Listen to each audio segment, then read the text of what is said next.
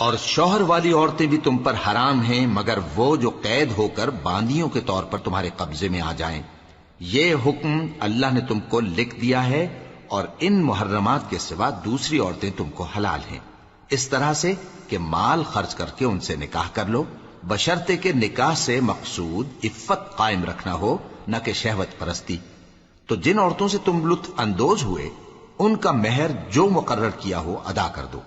اور اگر مقرر کرنے کے بعد آپس کی رضامندی سے مہر میں کمی بیشی کر لو تو تم پر کچھ گناہ نہیں۔ بے شک اللہ سب کچھ جاننے والا ہے، حکمت والا ہے۔ جو شخص تم میں سے مومن آزاد عورتوں سے نکاح کرنے کا مقدور نہ رکھے تو مومن باندیوں ہی سے جو تمہارے قبضے میں آ گئی ہوں نکاح کر لے، اور اللہ تمہارے ایمان کو اچھی طرح جانتا ہے۔ تم آپس میں ایک دوسرے کے ہم جنس ہو،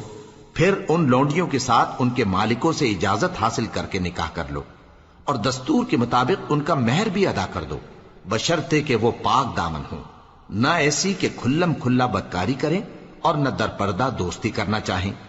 پھر اگر وہ نکاح میں آ کر بدکاری کا ارتکاب کر بیٹھیں تو جو سزا آزاد عورتوں کے لیے ہے اس کی آدھی ان کو دی جائے۔ یہ باندھی کے ساتھ نکاح کرنے کی اجازت اس شخص کو ہے جسے گناہ کر بیٹھنے کا اندیشہ ہو،